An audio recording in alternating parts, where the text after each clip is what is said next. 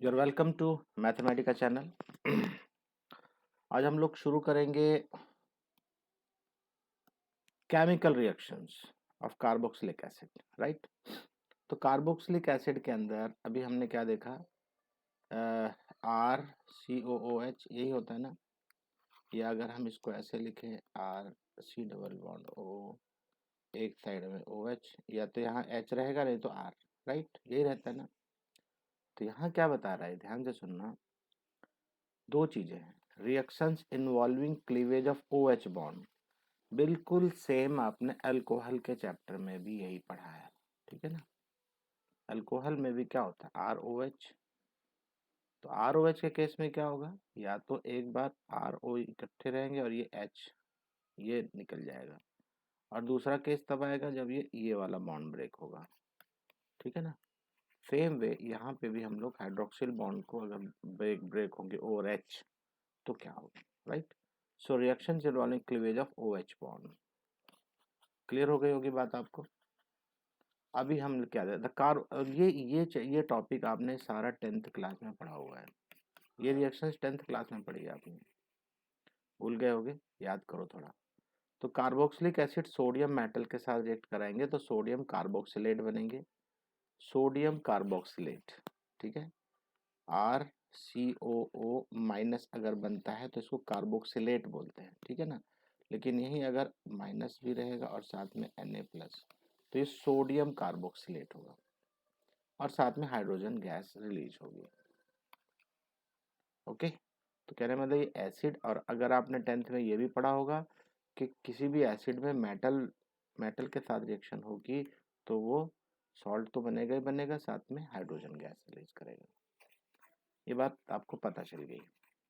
दूसरी बात, sodium hydroxide के साथ में रिएक्शन कराएंगे तो भी हमारे पास सोडियम कार्बोक्सिलेट बनेगा, साथ में वाटर। और NaHCO3 है तो NaHCO3, इस केस के अंदर अगर आप ध्यान देंगे तो यहाँ पे भी सोडियम कार्बोक्सिलेट बनेंगे, वाटर के साथ साथ कार्बन डाइऑक्साइड भी बनेगा, ठीक है। तो कार्बन डाइऑक्साइड का C, इसका कोई भी पार्ट नहीं रहेगा, नंबर ऑफ कार्बन सेम रहेंगे। ये कार्बन डाइऑक्साइड आपको सोडियम हाइड्रोजन कार्बोनेट से मिलता है, ठीक है। तो ये 3 रिएक्शन है, सिंपल है, याद हो जाएगी, जरूर लिखना अब तो पड़ेगा। So carboxylic acid dissociates in water to give resonance stabilised carboxylate ion and hydrogen ion. ये इंपॉर्टेंट है, ये समझना है आगे के लिए जो अभी हम पढ़ने जा रहे हैं।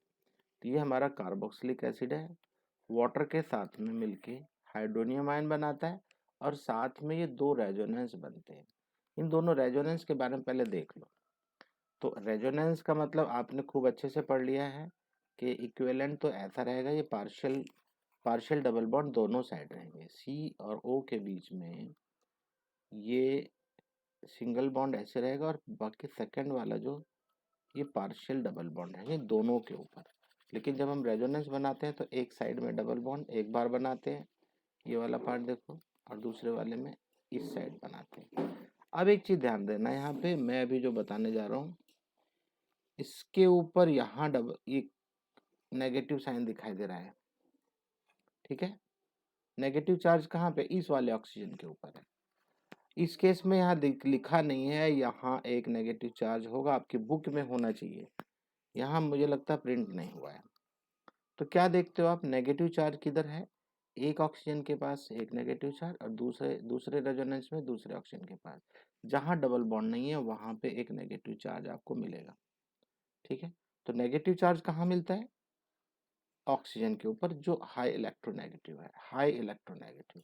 अभी हम इसकी एसिडिटी के बारे में बात करने वाले हैं, बहुत ध्यान से सुनना, समझना है अभी आपको, ठीक है। ये पोर्शन बच्चों को जल्दी समझ में नहीं आता, खास करके यहाँ तक, ठीक है। तो सिंपल है, मैं भी आपको समझाऊंगा, बहुत ईजी है, पता नहीं क्यों बच्चे नहीं समझ पाते, लेकिन आप समझेंगे, ठीक है। यहाँ बता रहा है के equilibrium, equilibrium for the above reaction. तो अभी जो रिएक्शन है दोबारा देख लो एक बार, ये रिएक्शन जो हो रही है आपकी वाटर के साथ, ठीक है, एक मिनट, ये साथ में बना क्या रहा है ये बता रहा है। देखो ये वाटर के साथ में RCOH, ये रिएक्टेंट है, रिएक्टेंट आपको मालूम है नीचे लिखते हैं, और प्रोडक्ट कहाँ रहता है, ऊपर, हाइड्रोनियम आयन और एक carboxylate ion. Carboxylate ion and hydronium ion separate हो रहे हैं, यहाँ पे ऊपर लिखेंगे। अब ये क्या है, के इक्विलिब्रियम है ये, और के ए निकालने का मतलब क्या है, acid dissociation constant. Acid dissociation constant आपने 11th क्लास में बहुत अच्छे से पढ़ा है। उसको कैसे लिखते हैं, तो के ए मतलब के ई इक्विलिब्रियम, मतलब ये वाटर मॉलिक्यूल यहाँ ले आए हम, तो अब हमारे पास वाटर को हम नहीं कंसिडर करते यहाँ पे, तो अब हमारे पास राइट साइड ये ऊपर का पोर्शन क्या है, प्रोडक्ट है, ये प्रोडक्ट होता है और ये रिएक्टेंट, राइट। अब इस फॉर्म में हमने लिख लिया। अब ध्यान देना, यहाँ पे इंपॉर्टेंट बात आ गई, के क्या है, acid association constant. So for convenience the strength of N acid, ये आप अच्छे से जानते हो, मैं दोबारा बताऊंगा, ये बात मैंने आपको 11th में भी पढ़ाया है, और अभी अल्कोहल फिनोल के केस में भी ये मैं बता चुका हूँ, उसकी एसिडिटी के बारे में भी डिस्कस कर चुका हूँ, अभी फिर से करूँगा, ठीक है। तो क्या बताता है, अगर के ए की वैल्यू ज़्यादा है, इफ के ए इज मोर, तो एसिड क्या है, मोर एसिडिक होगा। एसिडिक क्या होगा, मोर एसिडिक, ठीक है ना। के ए ज़्यादा है तो एसिडिक ज़्यादा होगा, नंबर 1। के कम होगा तो लेस एसिडिक होगा। लेकिन ज्यादातर हम लोग बात करते हैं पी के ए के बारे में, पी के ए, सॉरी इसको छोटा लिखते हैं, पी के ए। जब हम पी के ए के बारे में बात करते हैं तो ये उल्टा होता है, बिल्कुल उल्टा। अगर पी के ए ज्यादा है तो ये लेस एसिडिक होता है, पहले भी बता चुका हूँ, फिर से देख लो। और पी के ए अगर कम है, लेस है, तो ये मोर एसिडिक होता है। किसी की भी वैल्यू पी के ए की अगर ज्यादा है तो लेस एसिडिक है, और किसी भी मटेरियल की, किसी भी जिसकी भी हमें एसिडिटी निकालनी है, अगर पी के की वैल्यू कम है तो ज़्यादा एसिडिक होगा, ठीक है, ये बात आपको पता है। चलो आगे देखते हो क्या बोलता है यहाँ पे, for convenience the strength of N acid is generally indicated by its P के ए वैल्यू। तो जनरली हम लोग कंसिडर करते हैं पी के ए की वैल्यू में, रेदर देन के ए वैल्यू, राइट। तो के ए से पी के की वैल्यू कैसे निकाली जाती है, पी के ए की वैल्यू, के ए अगर आपके पास है तो उसके सामने नेगेटिव लॉगरिथम लगाते हैं, जस्ट लाइक पी एच।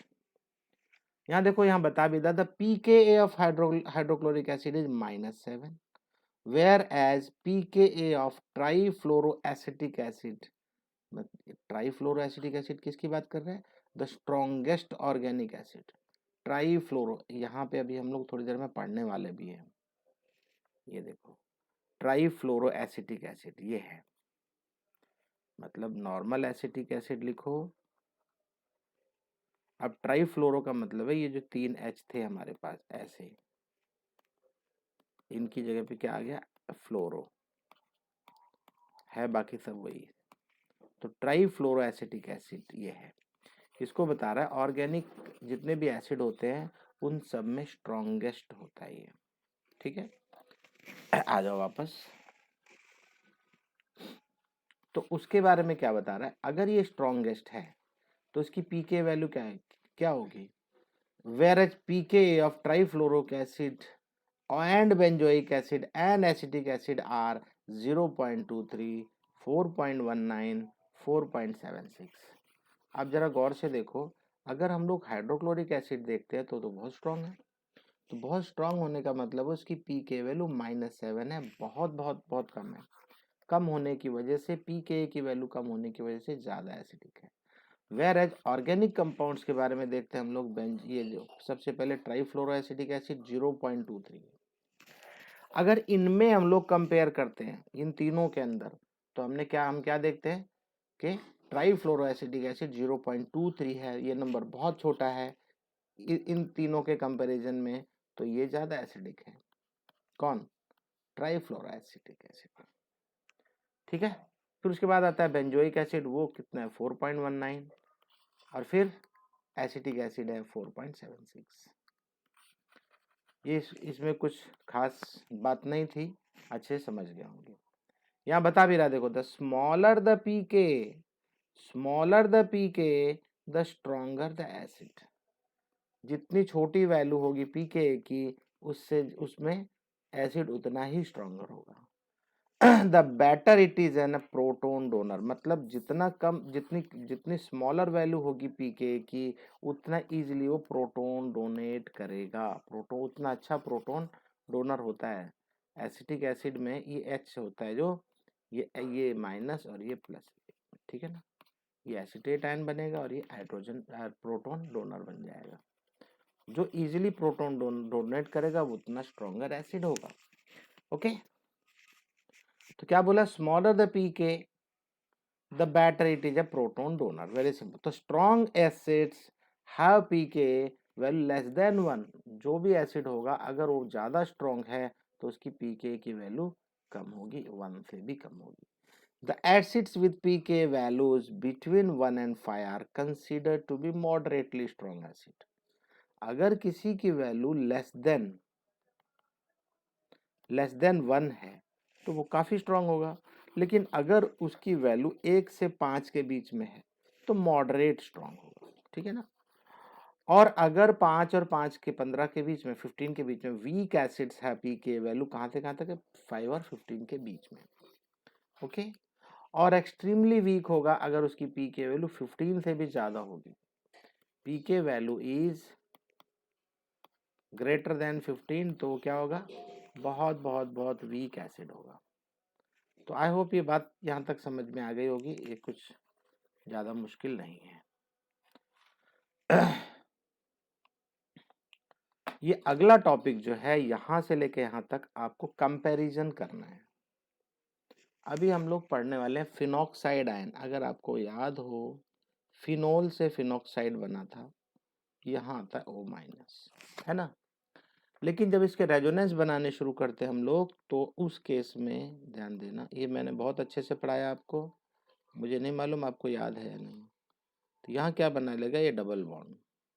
तो अंदर का कोई ना कोई डबल बॉन्ड, मतलब यहाँ पे था अगर तो ये ब्रेक हो जाएगा और यहाँ आ जाएगा नेगेटिव साइन, या तो यहाँ आएगा नेगेटिव साइन या यहाँ आएगा नेगेटिव साइन। अब आप एक चीज बताओ मुझे, अगर ये नेगेटिव साइन अगर आते हैं अलग अलग, यहाँ पे बॉन्ड अलग अलग बना देना, एक बॉन्ड ब्रेक कर देना। इस केस में अगर हम गौर से देखते हैं तो हमें क्या दिखाई देता है, ये नेगेटिव चार्ज जो है यहाँ तो ऑक्सीजन के ऊपर है, ठीक है, ओके। बट इस केस में अगर हम देखते हैं, इस वाले केस में, तो हमें कहाँ पे दिखाई दे रहा है, ये बेंजीन के ऊपर, यहाँ पे क्या कार्बन है ना, इसके ऊपर नेगेटिव चार्ज है। यहाँ पे क्या, यहाँ पे भी तो कार्बन है ना, इसके ऊपर नेगेटिव चार्ज है। यहाँ पे क्या, यहाँ पे भी कार्बन है, तो इसके ऊपर नेगेटिव चार्ज है। तो क्या देखते हैं हम लोग रेजोनेंस के अंदर, फिनॉक्साइड की बात कर रहा हूं मैं, नॉट कार्बोक्सिलेट आयन में। कार्बोक्सिलेट आयन में मैंने आपको अभी दिखा दिया पीछे, यहाँ पे देखो कि ये देखो, ये नेगेटिव चार्ज इस ऑक्सीजन के ऊपर है। Oxygen is what, oxygen is electronegative, more electronegative. तो ज्यादा इलेक्ट्रोनेगेटिव के ऊपर अगर चार्ज होता है माइनस, ज्यादा इलेक्ट्रोनेगेटिव के ऊपर होगा तो वो ज्यादा एसिडिक होगा, ठीक है। लेकिन यहाँ क्या देखते हो फिनॉक्साइड के केस में, एक मिनट मैं आपको फिनॉक्साइड के पास ही लेके चलता हूँ, छोड़ो, अच्छा समझ में आएगा। ये लो, ये कौन सा चैप्टर है, ये चैप्टर है फिनोल, है ना। ये देखो एसिडिटी, एक मिनट, एसिडिटी ऑफ फिनोल, मतलब पिछला चैप्टर 12th, ये 11th चैप्टर है, ठीक है। 11th चैप्टर में जाके देख लेना, एसिडिटी ऑफ फिनोल के बारे में बात करेगा। एसिडिटी ऑफ फिनोल के बारे में कैसे बात कर रहा है, जरा गौर से देखो। यहाँ पे ये तो फिनोल है, फिनोल के रेजोनेंस बना रखा है, लेकिन जो फिनॉक्साइड बनने वाला है, अभी ये फिनॉक्साइड है, जो फिनॉक्साइड बनेगा वो कैसे, ये है resonance of phenoxide, resonance of phenoxide. अब जरा गौर से देखो, इस वाले केस में नेगेटिव चार्ज कहाँ है, ऑक्सीजन के ऊपर, लेकिन उसके बाद ये वाला कहाँ बना, कार्बन के ऊपर, कार्बन के ऊपर, कार्बन के ऊपर, फिर वापस आ गया। तो अभी क्या देखते हो, पूरे रेजोनेंस के अंदर कार्बन के ऊपर ज्यादा चार्ज है नेगेटिव, ठीक है ना। देखो तीन तीन फिगर के अंदर कार्बन के ऊपर है, विच इज लेस इलेक्ट्रोनेगेटिव, बस और कुछ नहीं है, लेस इलेक्ट्रोनेगेटिव। तो चलो देखते क्या कंपेरिजन, अब काफी कुछ आपकी समझ में आ गया है। और यहाँ पे कार्बोक्सिलेट आयन के केस में क्या देखते हो, दोनों ऑक्सीजन के ऊपर ही नेगेटिव चार्ज है, रेजोनेंस फॉर्म करते हैं, दोनों रेजोनेंस फॉर्म करते हैं और नेगेटिव चार्ज के ऊपर है, ठीक है, जो कि ज्यादा इलेक्ट्रोनेगेटिव है और इसी वजह से वो ज्यादा एसिडिक है। तो चलो अच्छे से देखते हैं क्या बोलता है ये। अब आपको बहुत अच्छा समझ में आएगा, बस अच्छे से सुन लो, समझ लो, और हो सके तो इसको 2 बार समझना, ठीक है, 2 बार सुनना। क्या बोलता है, carboxylic acids are weaker than mineral acid. Mineral acid का मतलब हाइड्रोक्लोरिक एसिड, H2SO4, ये सब मिनरल एसिड है। बिल्कुल सही बात है, कार्बोक्सिलिक एसिड वीक है मिनरल एसिड से, okay, but they are stronger acids than alcohols and mainly simple phenol. तो अभी मैं फिनॉक्साइड बनाया था ना, फिनॉक्साइड के बारे में, तो वही बता रहा है कि फिनॉक्साइड के केस में भी और अल्कोहल केस में उससे तो ये स्ट्रॉन्ग है, कार्बोक्सिलिक एसिड उनसे ज्यादा एसिडिक है, किससे, अल्कोहल से और फिनोल से ओके, जो कि इनकी पीके वैल्यू कितनी होती है, ऑलमोस्ट 16 होती है, 15 से भी ज्यादा है। और इथेनॉल की कितनी है, 10, सॉरी, इथेनॉल की 16 है और फिनोल की कितनी है, 10। कहने का मतलब है इथेनॉल से फिनोल ज्यादा एसिडिक है, लेकिन फिनोल से भी ज्यादा एसिडिक है कार्बोक्सिलिक एसिड, ठीक है ना। ये फिनोल और इथेनॉल का कंपैरिजन पिछले चैप्टर में करा चुका हूं, उसको एक बार पढ़ लेना, समझ में आ जाएगा, नहीं तो वीडियो देख लेना। अब यहाँ पे तो हम कार्बोक्सिलिक एसिड के साथ कंपेयर करें, in fact carboxylic acids are among the most acidic organic compound, organic की बात कर रहा है, नॉट मिनरल एसिड। तो ऑर्गेनिक के केस में कार्बोक्सिलिक एसिड ज्यादा एसिडिक है, ठीक है ना, organic compound as you have studied so far. So you already know why phenols are more acidic than alcohol. मैं यही बात बता रहा हूं आपको कि पिछले वीडियो में जाके देखो, नहीं तो आप पढ़ लो, बस आपको तुरंत सारी बातें याद आ जाएंगी, ठीक है। तो यहाँ पे क्या देखते हो आप phenols are more acidic than alcohol, क्योंकि यहाँ पे आपने देख लिया अल्कोहल का पी के वैल्यू ऑलमोस्ट 16 है इथेनॉल का, और 10 है फिनोल का। तो जितनी ज्यादा, जितनी कम वैल्यू होगी पी के वैल्यू, उतना ज्यादा एसिडिक होगा। तो 10 होने की वजह से ज्यादा एसिडिक है फिनोल कंपेयर टू इथेनॉल। लेकिन कंपेयर तो हमें अभी कार्बोक्सिलिक एसिड से करना है, कार्बोक्सिलिक एसिड इन दोनों से ज्यादा एसिडिक है। The higher acidity of carboxylic acids as compared to phenol can be understood similarly। जैसे आप फिनोल और, एक मिनट, जैसे आप फिनोल और नॉर्मल अल्कोहल के साथ कंपेयर किए थे, वैसे ही यहाँ पे भी कंपेयर करना। The conjugate base of carboxylic acid, तो कॉन्जुगेट का जब हमने रिएक्शन कराया था तो हमें क्या मिले थे, कार्बोक्सिलेट आयन मिले।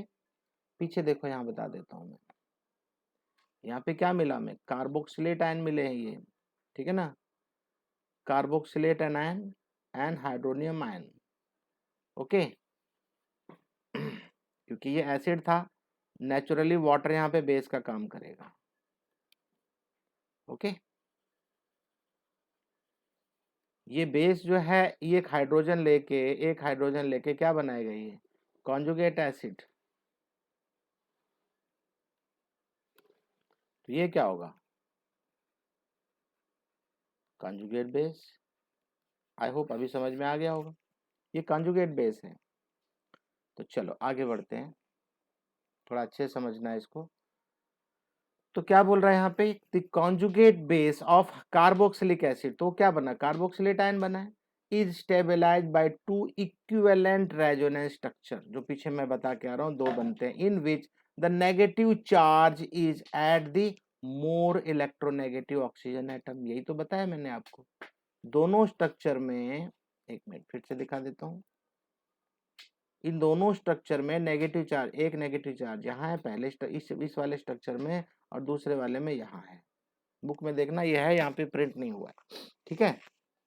तो क्या देखते हो आप आगे, तो ये जो हाई इलेक्ट्रोनेगेटिव ऑक्सीजन है उसके ऊपर नेगेटिव चार्ज है, किस केस में, कार्बोक्सिलेट आयन के केस में, ओके। अब चलो फिनॉल के बारे में बात करें, फिनॉक्साइड जो बनता है, the conjugate base of phenol, the phenoxide ion has non equivalent resonance. अभी अभी मैंने बताया था नॉन इक्विवेलेंट क्यों है, क्योंकि यहाँ इस केस में आपने क्या देखा, ऑक्सीजन के ऊपर है, हाई इलेक्ट्रोनेगेटिव ऑक्सीजन के ऊपर है, लेकिन रेस्टॉल बाकियों के साथ में इसका कैसा है, यहाँ डबल बॉन्ड O बनाएगा और बाकियों के साथ में ये नेगेटिव चार्ज है जो कि कार्बन है, ये लेस इलेक्ट्रोनेगेटिव। देखो क्या बोलता है यहाँ पे, देखो अच्छा समझ में आएगा आपको। Has non equivalent resonance structure, non equivalent क्यों है, in which the negative charge is at the less electronegative carbon atom. अब समझ में आया, ये कार्बन एटम के ऊपर, यहाँ देखो नेगेटिव चार्ज ये कार्बन के ऊपर है, ये भी कार्बन के ऊपर है, ये भी कार्बन के ऊपर है, तो ये नॉन इक्विवेलेंट रेजोनेंस है। यहाँ तो ठीक है ऑक्सीजन के ऊपर है, लेकिन यहाँ ऑक्सीजन के ऊपर नहीं है। ओके, ये क्लियर हो गया होगा आपको। तो लेस इलेक्ट्रोनेगेटिव कार्बन के ऊपर है, इसलिए वो रेजोनेंस उतना इफेक्टिव नहीं होगा। Therefore resonance in phenoxide ion, phenoxide ion not as important as it is in carboxyl, तो कार्बोक्सिलेट आयन ज्यादा इंपॉर्टेंट है in that case. So further the negative charge is delocalized, तो नेगेटिव चार्ज क्या होता है, delocalize होता है over two electronegative oxygen atom. तो हम लोग कभी अभी जो पीछे बताया यहाँ पे, ये एक मिनट, इस केस में बता रहा है डीलोकलाइज होगा कभी इसके ऊपर कभी इसके ऊपर, ठीक है ना।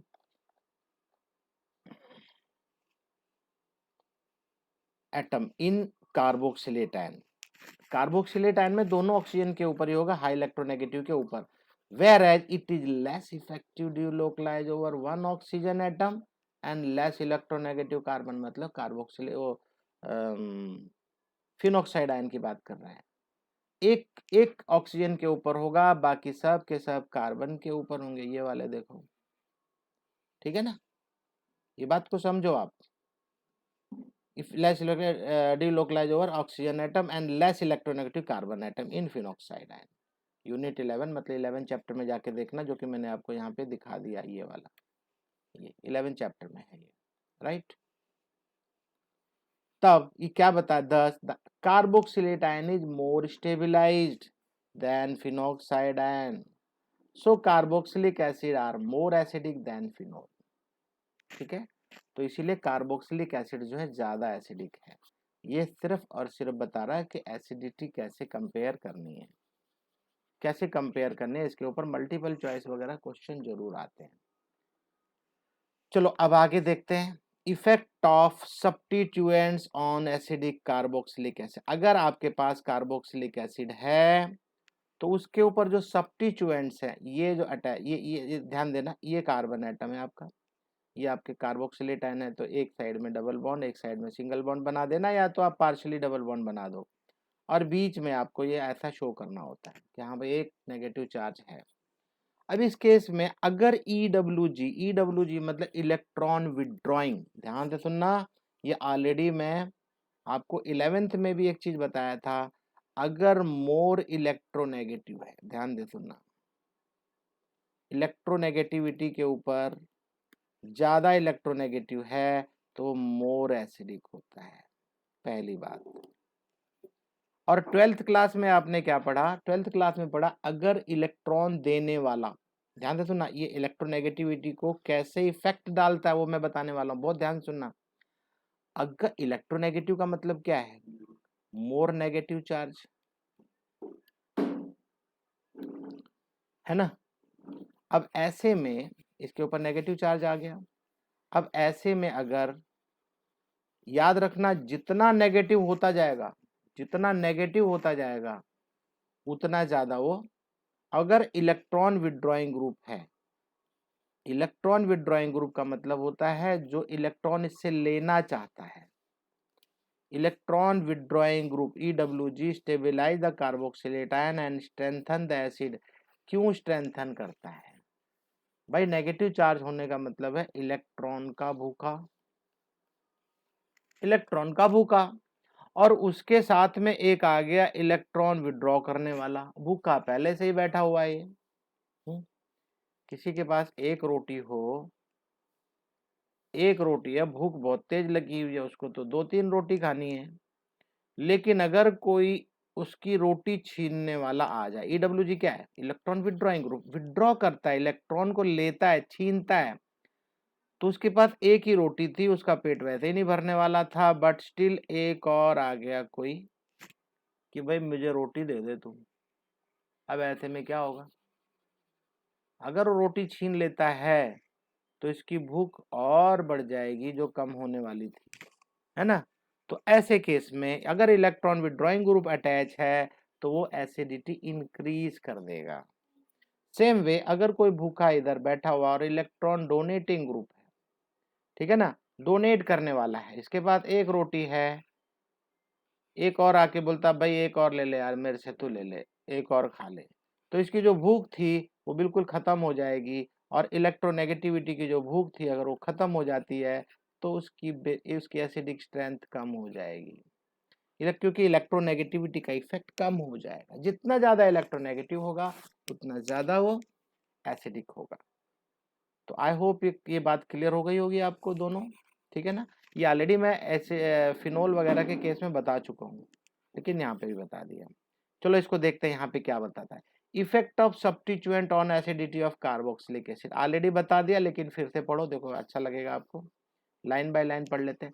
Substituents may affect the stability of conjugate base and thus also effect of acidity of carboxylic acid. Carboxylic acid की एसिडिक स्ट्रेंथ के बारे में बात करेंगे अभी, ठीक है ना। कैसे उस पर इफेक्ट डालते हैं, कौन डालता है? जो सब्स्टिट्यूएंट्स है कार्बन के साथ में जो अटैच है। तो electron withdrawing groups increase the acidity, मैंने बताया ना, जैसे ही वो इलेक्ट्रॉन छीनेगा उसकी एसिडिटी और बढ़ जाएगी of carboxylic acid by stabilizing the conjugate base through delocalization of negative charge, ठीक है ना। कैसे करता है, कैसे स्टेबिलाईज करता है? कॉन्जुगेट बेस को through delocalization of negative, negative charge जो है डीलोकलाइजेशन होना शुरू हो जाता है by inductive and resonance effect, मैंने पीछे बता दिया। अब कन्वर्सली क्या बोलता है? इलेक्ट्रॉन डोनेटिंग ग्रुप अगर आ गया तो क्या करेगा ये क्या करेगा? इलेक्ट्रॉन डोनेटिंग ग्रुप तो इसको दे देगा, इसकी इसकी इलेक्ट्रोनेगेटिविटी कम कर देगा।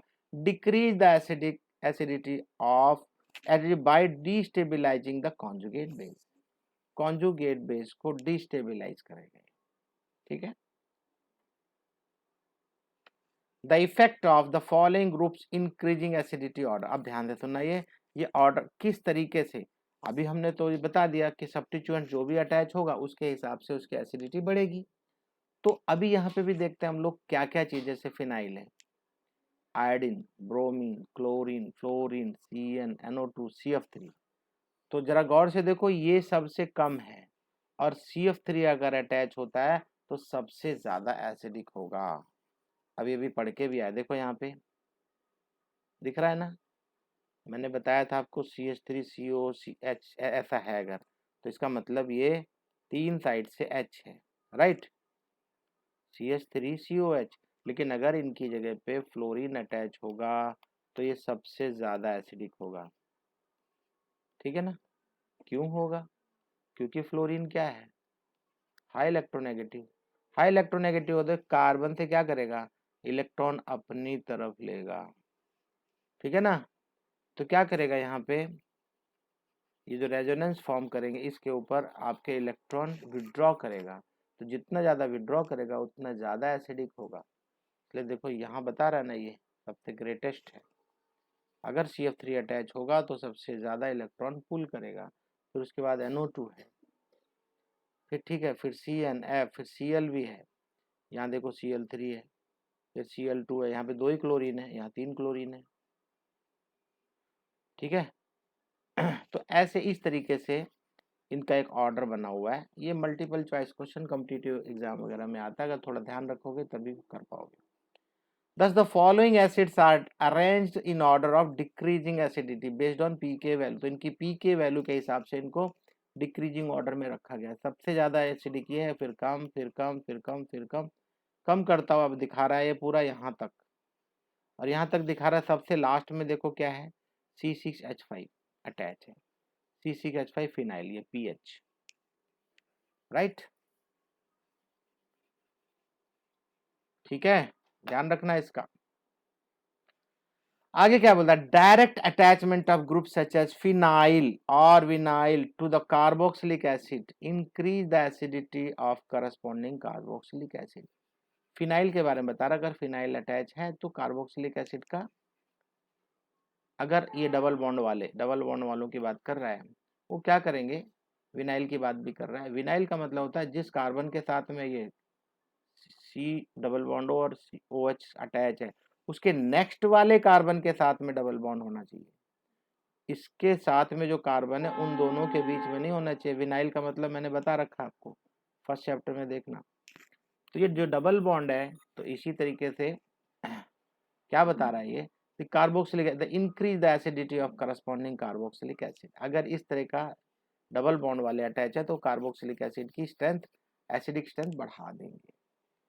Contrary to the decrease expected due to resonance effect shown below. Contrary मतलब रेजोनेंस से तो हमको ऐसा लगेगा कि ऐसा नहीं है, क्योंकि यहाँ अगर गौर से देखो, रेजोनेंस फॉर्म करते समय बता रहा है ये डबल बॉन्ड ब्रेक होके यहाँ आ जाएगा डबल बॉन्ड और इसके ऊपर प्लस साइन। प्लस साइन का मतलब क्या है, प्लस साइन का साफ साफ मतलब पता चल रहा है कि इसने इलेक्ट्रॉन दे दिया, इसने इलेक्ट्रॉन दे दिया इसकी तरफ, और जब इसकी तरफ इलेक्ट्रॉन दे देगा तो सीधी सी बात है इसकी भूख तो कम हो जाएगी।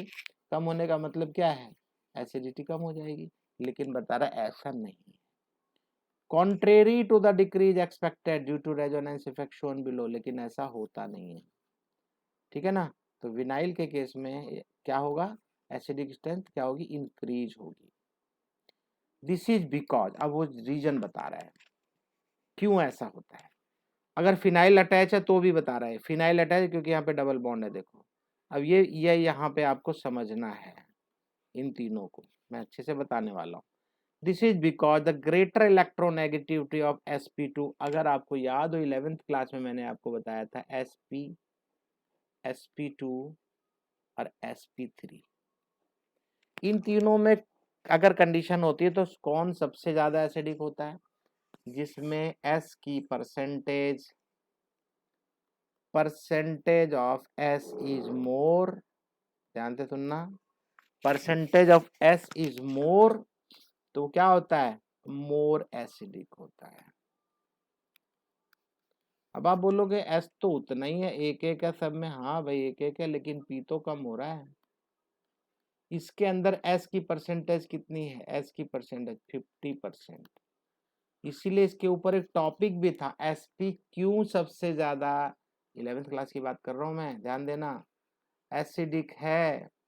इसके ऊपर छोटा टॉपिक भी, अगर आप जाओगे देखोगे, एक बार जाके देखना। और यहाँ पे कितना है, 33% है, और यहाँ पे 25%। तो क्या देखा आपने, डबल बॉन्ड वाले में 33% है, मतलब sp2 is more acidic then, अब ध्यान देना, sp2 is more acidic then sp3। ठीक है ना, क्योंकि इसके अंदर 25%, ये 25% होता है, और इसके अंदर कितना होता है, 33%। ओके चलो वापस चलते हैं, ये मैं आपको जस्ट याद करा रहा था 11th क्लास का। चलो क्या बोलता है, this is because the greater electronegativity of sp2, तो sp2 में ज्यादा इलेक्ट्रोनेगेटिविटी होती है और जिसकी वजह से एसिडिक स्ट्रेंथ बढ़ जाती है। Hybridize carbon to which carboxyl ion is attach, तो जिस कार्बोक्सिलिक आयन के साथ में अटैच है उसको क्या करता है, sp2 हाइब्रिडाइज होता है, और sp2 हाइब्रिडाइज होगा तो ग्रेटर इलेक्ट्रोनेगेटिविटी होगी। ग्रेटर इलेक्ट्रोनेगेटिविटी होती है तो ज्यादा एसिडिक होता है। चलो देखते हैं, which carboxyl ion attach, the presence of electron withdrawing group, अगर वहां पे इलेक्ट्रॉन विड्रॉइंग ग्रुप है on phenyl of aromatic carboxylic acid increases their acidity. कहने का मतलब ये विड्रॉइंग ग्रुप होता है COH, COH विड्रॉइंग ग्रुप है, इधर भी COH है, तो जितने अगर दोनों साइड में COH है और ये इलेक्ट्रॉन विड्रॉ करने वाला है, तो ये तो क्या करेगा, ये एसिडिटी बढ़ा देगा, एसिडिटी इंक्रीज कर देगा। कौन, इलेक्ट्रॉन विड्रॉइंग ग्रुप इस केस में। तो यहाँ पे भी यही बात कर रहा था ना, ऊपर कॉन्ट्रेरी वाली जो बात कर रहे थे हम, डबल बॉन्ड वाली, नो डाउट रेजोनेंस ऐसा शो कर रहा है इसके ऊपर पॉजिटिव आयन आएगा तो इलेक्ट्रॉन या इलेक्ट्रोनेगेटिविटी ज्यादा, और इसके ऊपर इलेक्ट्रॉन विड्रॉ करेगा, लेकिन ऐसा होता नहीं है। यहाँ पे अगर इलेक्ट्रॉन विड्रॉल ग्रुप लगा हुआ है तो ये क्या करेगा, इलेक्ट्रॉन विड्रॉ करेगा और एसिडिक ज़्यादा बना देगा, ठीक है ना। So the presence of electron withdrawing group on the phenyl aromatic carboxylic acid increases their acidity, while electron donating group अगर है तो डिक्रीज करता है। यही बात तो इतनी देर से बताया जा रहा हूँ मैं। इलेक्ट्रॉन विड्रॉइंग ग्रुप है तो एसिडिटी इंक्रीज करेगा, यहाँ देखो स्ट्रेंथन द एसिड, और इलेक्ट्रॉन डोनेटिंग ग्रुप है तो क्या कहता है, weakens the acid, weakens the acid, कमजोर कर देता है एसिडिटी को। तो आई होप ये सारी बातें क्लियर हो गई होंगी। इसको समझने में टाइम तो जरूर लगता है, लेकिन एक बार अच्छा समझ में आ गया तो हमेशा के लिए तैयार रहेगा, ठीक है। यहाँ पे देखो, यहाँ पे एक ही है इलेक्ट्रॉन विड्रॉइंग ग्रुप, यहाँ पे भी दोनों साइड में है, इसलिए देखो NO2 है, ये इसकी पी के वैल्यू देखो काफी कम है इन दोनों से कंपेरिजन में। तो ये तो था जो कार्बन, ऑक्सीजन और हाइड्रोजन था जैसे, तो ये हाइड्रोजन अलग होता है तब क्या होता है।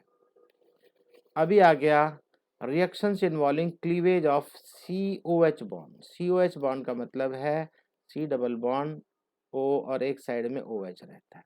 अगर ये पूरा का पूरा OH रिलीज होता है, अभी तो O और H के बीच में जो था बॉन्ड ये ब्रेक हो रहा था, लेकिन अगर अब ये पूरा का पूरा यहाँ से ब्रेक होता है तो क्या होगा, ठीक है।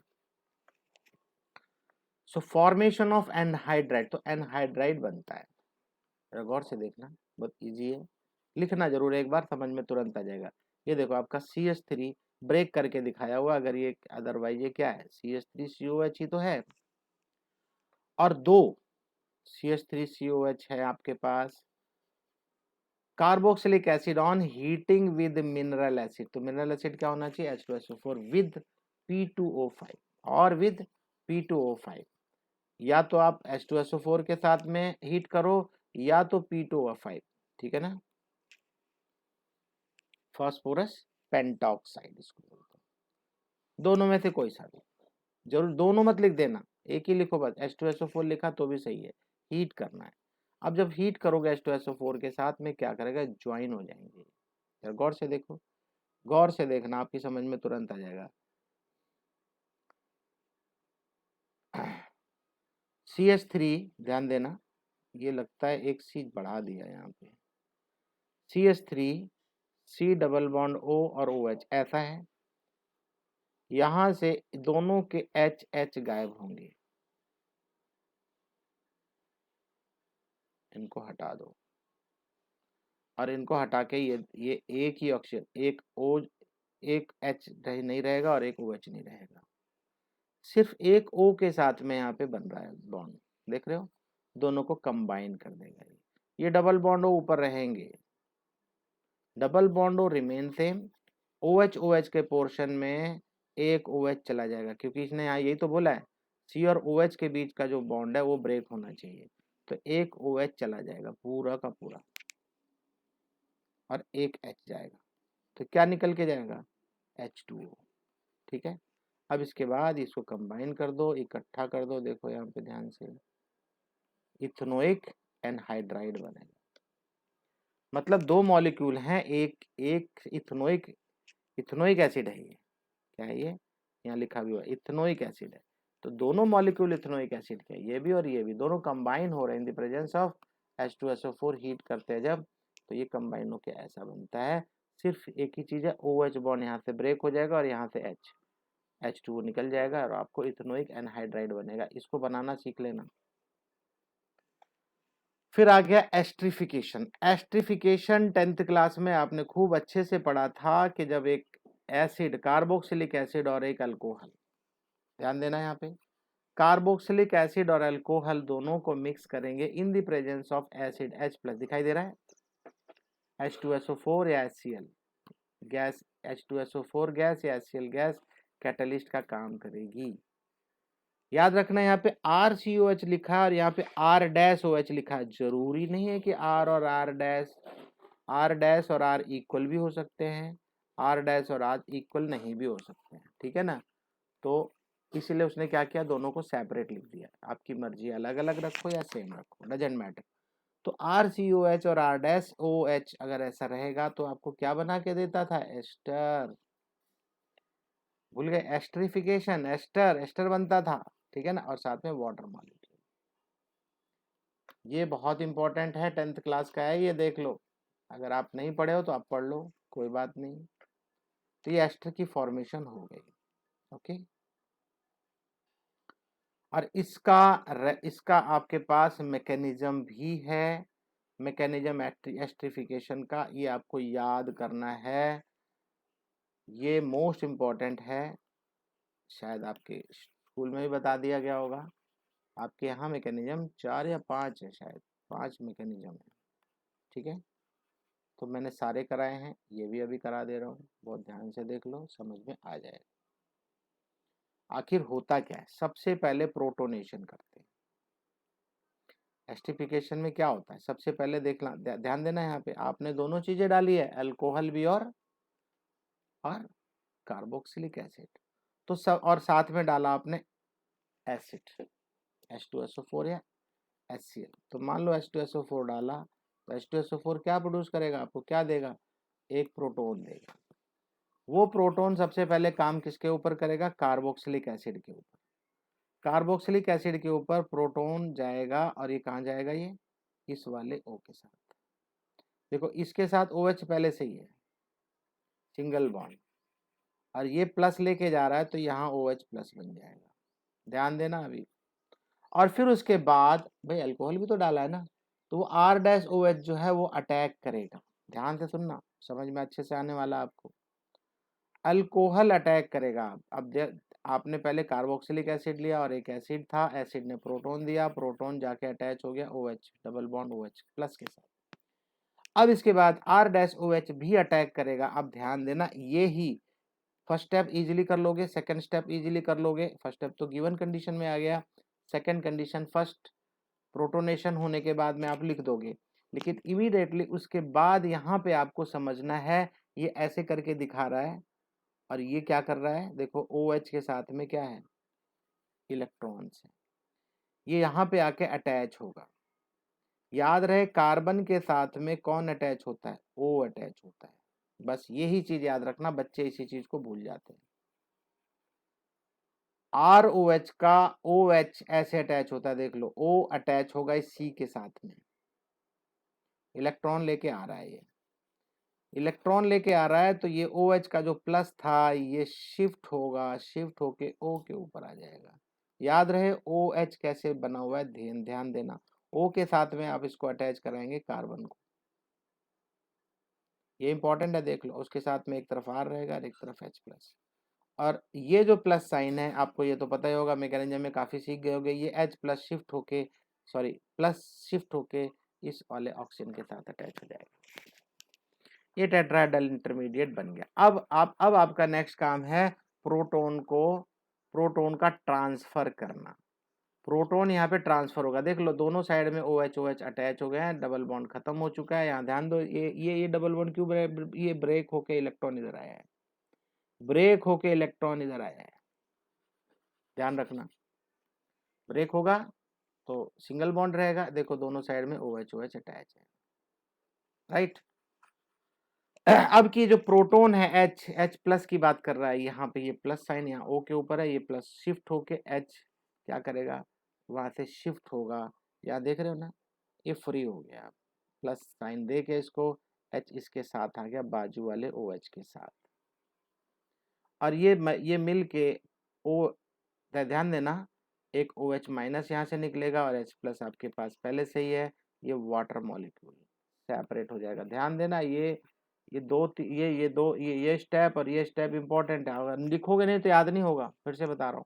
ये प्रोटोन ट्रांसफर हुआ, प्रोटोन ट्रांसफर होके H2O मॉलिक्यूल यहाँ से निकल जाएगा, ध्यान दो इधर देखो, OR डैश, ये रहा आपका OR डैश, ठीक है ना भाई। 3 तरफ से बॉन्ड बने, देखो 1 2 3, यहाँ पे चारों तरफ से था, 1 2 3 और ये 4, लेकिन ये चौथा तो निकल गया। अब निकल जाएगा तो डबल बॉन्ड कहाँ बनेगा, वापस इसके पास, और क्योंकि प्लस साइन था यहाँ पे, तो वो प्लस साइन तो छोड़ के जाएगा, प्लस साइन छोड़ के जाएगा, ठीक है ना। H2O जाएगा यहाँ से, H2O निकल गया और अपना प्लस साइन छोड़ गया। याद रहे डी प्रोटोनेशन होना जरूरी है। प्रोटोनेटेड एस्टर है ये अभी, OR डैश OH प्लस, ठीक है, और ये R। अब ये प्रोटोन जो हमने यहाँ पे दिया था, प्रोटोनेशन करवाया था, यहाँ पे क्या करवाया था, अरे यार कलर चला गया,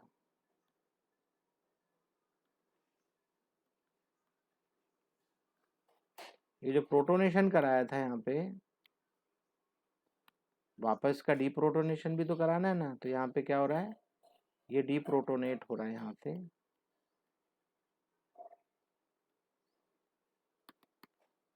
तो ये डीप्रोटोनेशन हो गया और यहाँ से H प्लस रिमूव हो गया, ये आपके पास ये बच गया,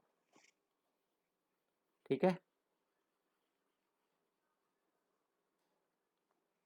तो ये देखो आपको तीन तीन स्टेप ऊपर दिखाई दे रहे हैं, तीन स्टेप नीचे। अब सीधी सी बात है, ये तो आप जानते हो एस्टर, एस्टर आप जानते हो और इसका भी ये भी जानते हो आप, इसमें कोई प्रॉब्लम नहीं है। प्रोटोनेशन होता है तो यहाँ पे डबल बॉन्ड OH रहेगा प्लस, तो तीन तो आपके बन ही गए। अब सारी समस्या यहाँ से शुरू होती है, इन तीनों स्टेज में, ये तीनों आपको याद रखना है। 2 बार लिखोगे पक्का याद हो जाएगा, कोई डाउट ही नहीं, ठीक है। अब और भी रिएक्शंस हैं। सबसे पहले तो ये चार रिएक्शन है, तो इसमें से थर्ड वाली भी देख लेते हैं। थर्ड वाली रिएक्शन फिर से बताऊंगा मैं, अगर आपको याद हो हेलो एल्केन चैप्टर में, हेलो एल्केन चैप्टर में आप हेलो एल्केन प्रिपेयर करते थे किससे, एल्कोहल से। याद करो, एल्कोहल से जब आप बनाते थे तो आपके पास सारी रिएक्शन, याद करो, PCl5 के साथ भी रिएक्शन कराई थी, PCl3 के साथ भी कराई थी, SOCl2 के साथ भी, याद करो, याद आया ना। बिल्कुल वही रिएक्शन यहाँ पे भी है। ये जो C डबल बॉन्ड O और एक तरफ में OH होता है, ये OH को रिप्लेस करता है, OH को रिप्लेस करेगा। और PCl5 है तो इसका PCl5 से Cl, इसकी जगह पे Cl आ जाएगा, बस और क्या। इस तरफ में R है आपका, तो देखो RCOCl यही बनेगा, है ना। सेम वे PCl3 में, याद रखना 5, अगर PCl5 है तो एक ही मॉलिक्यूल मिलता है, और PCl3 है तो 3 मॉलिक्यूल मिलते हैं। बाकी सारी कहानी वही है, यहाँ पे इस OH को Cl से रिप्लेस करते हैं। और SOCl2 है तो याद करो आप, अगर आपको याद हो, थोड़ा सा मैं याद करा दूं, इस वाली रिएक्शन को प्रेफरेंस मिलती है क्योंकि यहाँ पे SO2 और HCl दोनों गैसियस स्टेट में होते हैं, और प्रेफरेंस इसलिए मिलती है क्योंकि इसको हमें प्यूरिफाई करना नहीं पड़ता, क्योंकि दोनों गैसियस स्टेट में दोनों निकल जाएंगे और हमारे पास ये RCOCl प्योरली बचेगा। देखो यहाँ बोलता भी है, thionyl chloride is preferred because the other two products are gaseous and escape the reaction mixture making the purification of the product easier, ठीक है ना। ये लिख लेना, ये बहुत इजी है, बहुत बहुत इजी है। कार्बोक्सिलिक एसिड का रिएक्शन किसके साथ, PCl3 PCl5 और SOCl2 के साथ, तीन ही रिएक्शन है, तीनों रिएक्शन बिल्कुल अल्कोहल से मिलती जुलती है, ठीक है। अभी आ गया reaction with ammonia, reaction with ammonia, ammonia के साथ बोलता है। अब ध्यान देना, ये कार्बोक्सिलिक एसिड है आपका, अब अमोनिया के साथ रिएक्शन करेगा तो carboxylic react with ammonia to give ammonium salt, तो ये अमोनियम सॉल्ट देगा, एक H यहाँ पे और ये NH3 दोनों मिलके NH4 प्लस बनाएंगे। प्लस इसलिए लिखना पड़ रहा है क्योंकि यहाँ पे कार्बोक्सिलेट आयन को माइनस लिख रहा है, अदरवाइज दोनों प्लस माइनस है, नहीं भी लिखोगे तो भी चलेगा, लेकिन अगर आप लिखोगे अमोनियम एसीटेट और बढ़िया रहेगा। अमोनियम एसीटेट का मतलब CH3COO और साथ में NH3, ठीक है। अब अगर आप इसको हीट करते हो तो वाटर मॉलिक्यूल निकल जाएगा। देखो क्या बोलता है, अमोनियम सॉल्ट जो बना हुआ है which on further heating at high temperature giving amides, क्या मिलता है, अमाइड मिलता है। यहाँ देखो, यहाँ पे अमाइड मिल गया, एसिटामाइड, ठीक है ना। CH3 C डबल बॉन्ड और NH2 एसिटामाइड। एसिटामाइड क्यों?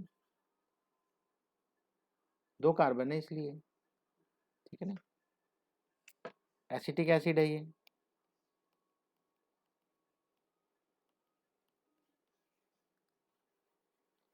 ओके, सेम वे अगर आपके पास बेंजोइक एसिड है, उसके साथ में अमोनिया से रिएक्शन होगी, तो सेम वे यहाँ पे NH4 अटैच होगा कार्बोक्सिलेट आयन के साथ में और वाटर मॉलिक्यूल निकलेगा, तो ये बेंजामाइड बनाएगा। सेम बिल्कुल, R की जगह पे PH लगा देना बस, और कुछ भी नहीं, या C6H5, जो भी आप लिखना चाहो, ठीक है ना। कंपैरेटिवली बाकी के चैप्टर से ये चैप्टर थोड़ा बड़ा है, थोड़ी ज़्यादा रिएक्शंस है, लेकिन इसको याद करने का तरीका फिर से मैं बता दे रहा हूँ। जैसे ही खत्म हो ये चैप्टर, तुरंत 1 आवर, 1 घंटे की प्रैक्टिस में पूरा चैप्टर करना है, कंप्लीट चैप्टर। कैसे करना है, मेथड मैं बताता हूँ।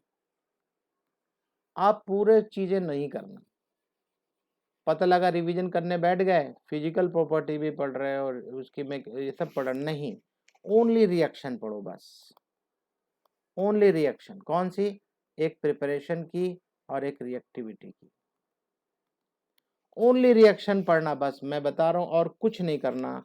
आपके पास 1 घंटे के अंदर पूरा रिवीजन हो जाएगा और यू विल फील बेटर कि नहीं अब मुझे और अच्छे से आता है। करके देखना और मुझे बताना, ठीक है। तो बेंजामाइड बन गया, एसिटामाइड बेंजामाइड बन चुका है। अब ये जो पोर्शन है अभी जो पढ़ने वाले हो, ये और ज्यादा इंपॉर्टेंट है, थैलामाइड और थैलीमाइड। ये थैलामाइड है, ये थैलीमाइड है। इनकी प्रिपरेशन होती है, कब होती है? अगर अमोनिया इसके साथ अटैच होता है तो। जरा गौर से देखो, अगर ये अमोनिया अटैच होते, 1 मिनट, जरा गौर से देखो, इस वाले पोर्शन में ये तो अपना काम वैसे ही करेगा जैसे अमोनिया कर रहा है। ये 2 मॉलिक्यूल रहेंगे बस, और कुछ भी नहीं है। ये NH4 इधर भी लगेगा, NH4 इधर भी, बिल्कुल डिट्टो, वही जो पहले काम हो रहा था। लेकिन यहाँ फिर से वही 2 वाटर मॉलिक्यूल जाएंगे, है ना, इससे भी और इससे भी, दोनों से जाएंगे, तो इसको बोला अमोनियम थैलेट है ये। और ये फिर 2 मॉलिक्यूल वाटर के जाएंगे, तो ये बनेगा थैलामाइड। थैलामाइड से एक अमोनिया निकलेगा, ध्यान देना, यहाँ पे स्ट्रॉन्ग हीट करोगे तो एक अमोनिया यहाँ से निकल जाएगा, और एक अमोनिया निकल जाएगा तो ये दोनों कंबाइन हो जाएंगे, ठीक है। ये कार्बन कार्बन के साथ में क्या करेगा, इनके बीच में ब्रिज बनाने वाला एक अमोनिया मान लो निकल गया है, तो ये जो नाइट्रोजन है, एक नाइट्रोजन यहाँ के क्या करेगा, ब्रिज फॉर्म करेगा, ठीक है। जरा गौर से देखो, और NH बनाएगा। अब सीधी सी बात है भाई, N के साथ में कितने बॉन्ड बनते हैं? 3, अमोनिया होता है। अब ये N कहीं अटैच होता है किसी के साथ, तो ये NH2 होता है ना। और अगर N दो साइड से अटैच होता है कहीं भी, अगर 2 साइड से अटैच हो रहा है किसी और के साथ, तो एक ही H तो रहेगा ना। देखो 2 साइड से N अटैच हुआ है, तो एक ही रहेगा H इसके साथ में, NH। ये देखो, बाकी सब वैसे ही रहेगा, देख लो, C डबल बॉन्ड ऊपर नीचे दोनों साइड में सेम रहेगा, NH यहाँ लिख देना बस। उसको बोलते हैं थैलीमाइड, थैलीमाइड फॉर्म हो जाएगा।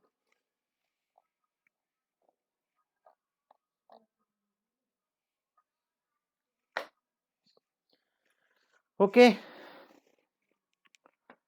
अब आगे आता है reactions involving COOH group. Reactions involving COOH group मतलब रिडक्शन करा रहा है RCOH के अंदर। आपने खूब अच्छे से पढ़ा हुआ है, कार्बोक्सिलिक एसिड का रिडक्शन क्या होता है, या क्या बनेगा, अल्कोहल फॉर्म होगा अगर स्ट्रॉन्ग ऑक्सीडाइजिंग रिड्यूसिंग एजेंट है तो, LiAlH4 ईथर की प्रेजेंस में, या B2H6, है ना, बोरिक एसिड, ये क्या बोलते हैं इसको, B2H6 डाइबोरेन, पढ़े थे ना 11th क्लास में, डाइबोरेन।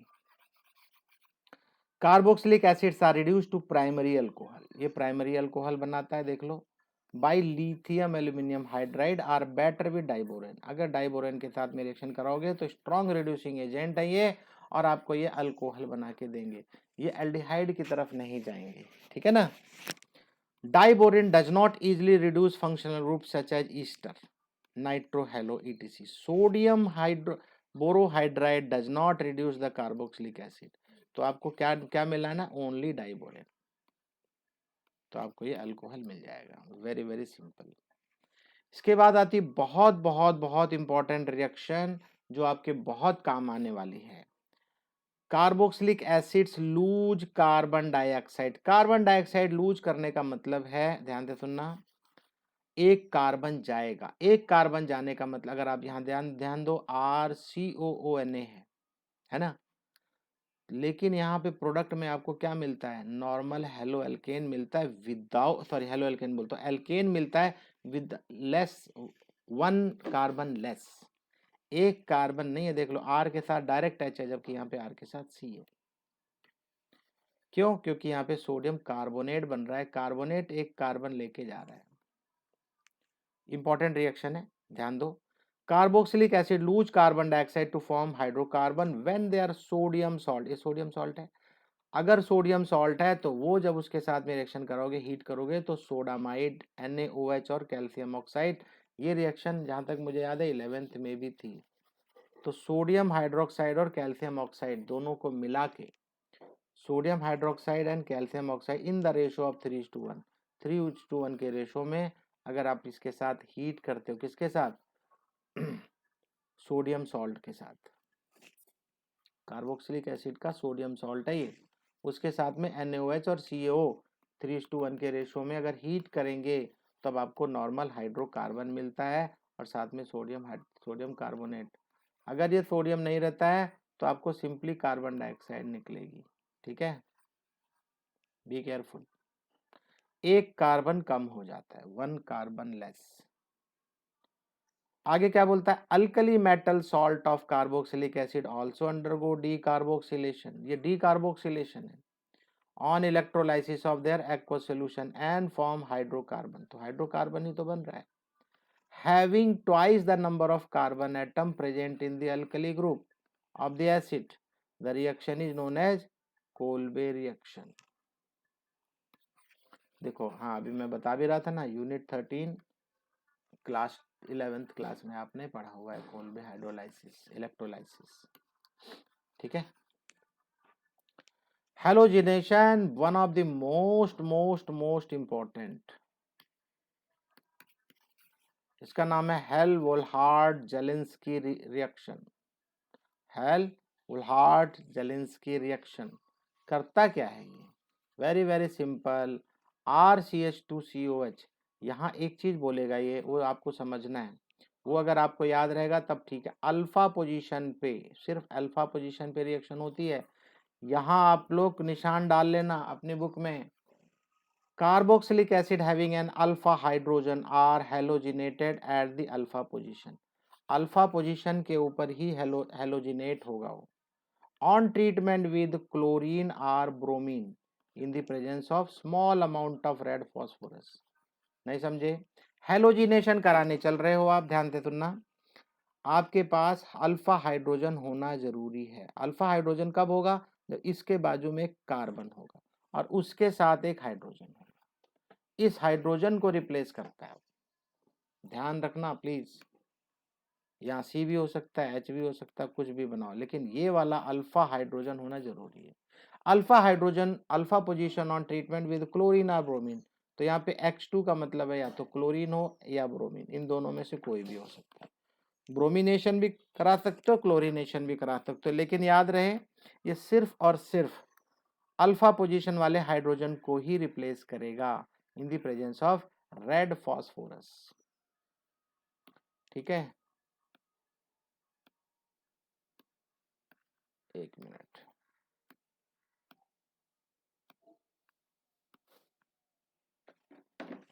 Battery down.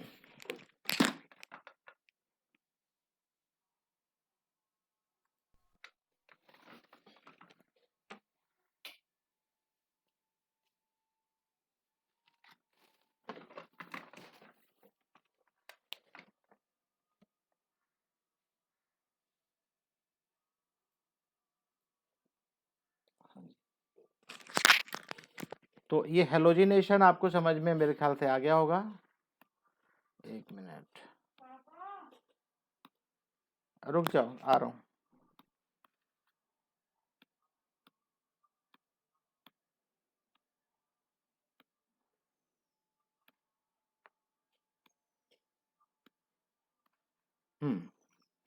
तो ये अल्फा पोजीशन आपके दिमाग में रहनी चाहिए बात। अल्फा पोजीशन का मतलब है ये जो कार्बन, जिस कार्बन के साथ में कार्बोक्सिलिक बना हुआ है ऐसे, इस इधर वाले सी एक होना चाहिए और उसके साथ एक हाइड्रोजन होना चाहिए। उसको रिप्लेस करेगा एक हेलोजन। हेलोजन रिप्लेस करके ये देखो आपको अल्फा हेलो कार्बोक्सिलिक एसिड बनेगा ये। ठीक है, बहुत इंपॉर्टेंट है, बहुत बहुत बहुत इंपॉर्टेंट है। और ये दो ही करते हैं, क्लोरीन और ब्रोमीन। और किससे मत करा देना। रेड फास्फोरस होना भी जरूरी है। ओके, इसको क्या नाम है, हेल्महोल्ट्ज जेलिंस्की रिएक्शन, बहुत बहुत इंपॉर्टेंट है। लो जी, सबसे आखिरी पोर्शन आ गया रिंग सब्स्टिट्यूशन। रिंग सब्स्टिट्यूशन में मतलब अगर आप ध्यान दो, ये कई बार बता चुका हूं, कॉन्सनट्रेटेड H2SO4 और HNO3 ये क्या बनाते हैं, ये नाइट्रो बनाते हैं। नाइट्रो का मतलब है NO2+, इलेक्ट्रोफाइल बनाते हैं।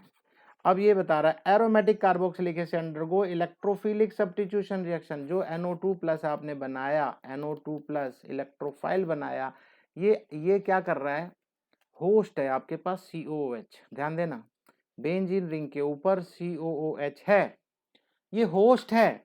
याद रखना ये होस्ट कौन है, ये अभी अभी मैंने बताया, ये इलेक्ट्रॉन विड्रॉवल है। इलेक्ट्रॉन विड्रॉवल है, विड्रॉ करता है इलेक्ट्रॉन। इलेक्ट्रॉन को जो विड्रॉ करने वाले होते हैं, इलेक्ट्रॉन विड्रॉ करने वाला जो होता है उसको मेटा डायरेक्टिंग कर देता है। मेटा डायरेक्टिंग कर देता है, ऑर्थो एंड पैरा पोजीशन पे नहीं जाने देता आने वाले को। आने वाला जो इलेक्ट्रोफाइल है उसको ऑर्थो एंड पैरा पोजीशन पे नहीं जाने देता। तो फिर कहाँ लेके जाएगा वो, नाइट्रो कहाँ पे जाएगा, यहाँ जाएगा। ये क्या है, मेटा पोजीशन। तो aromatic carboxylic acid undergo electrophilic substitution reactions in which carboxylic acid acts as deactivating or meta directing। तो ये deactivating बोलेंगे या meta directing ग्रुप बोलेंगे। ठीक है, they however do not undergo Friedel-Crafts reactions because the carboxylic group is deactivating। तो वो ortho and para position पे नहीं जाने देगा। And the catalyst aluminium chloride that is Lewis acid gets bonded to carboxylic ion. ये reason बता रहा है कि ऐसा क्यों, मेटा डायरेक्टिंग ही क्यों करता है। ठीक है ना, फ्रीडल क्राफ्ट क्यों नहीं होने देता, क्योंकि लुईस एसिड जो aluminium chloride get bonded to, वो कार्बोक्सिलिक एसिड के साथ बॉन्ड बना लेता है इसलिए। तो देखो ये मेटा की पोजीशन पे मेटा नाइट्रो बेंजोइक एसिड बना है। इंपॉर्टेंट रिएक्शन है, कन्वर्जन में आएगा, कन्वर्जन में पूछेगा, बता रहा हूं मैं। और देखो यहाँ पे भी अगर आप ब्रोमिनेशन करवाते हो Br2 in the presence of FeBr3, तो उस केस में भी आपको ये मेटा की पोजीशन पे ही ब्रोमो लगाएगा, Meta bromo benzoic acid form करेगा। ये इस चैप्टर की आखिरी रिएक्शन थी। इसके यूजेज हैं, पढ़ लेना। कार्बोक्सिलिक एसिड के यूजेज आप घर में भी खूब करते हो। Methanoic acid use in rubber, textile dyeing, leather and electroplating industry. ये पढ़ लेना, ज़्यादा इंपॉर्टेंट नहीं होता ये। ठीक है, अब मैं आपसे ये उम्मीद करूंगा इस चैप्टर को रिवाइज करेंगे। कौन सा रिवीजन होना चाहिए, 1 आवर वाला, सिर्फ रिएक्शंस याद करो। ठीक है, फिर मैं अभी आपको कल सोच रहा हूँ इसके ऊपर मैं कुछ क्वेश्चंस कराऊंगा जो आपके बहुत काम आने वाला है। ठीक है, इसी के साथ मैं आज की क्लास खत्म करता हूँ। Thanks for watching the video.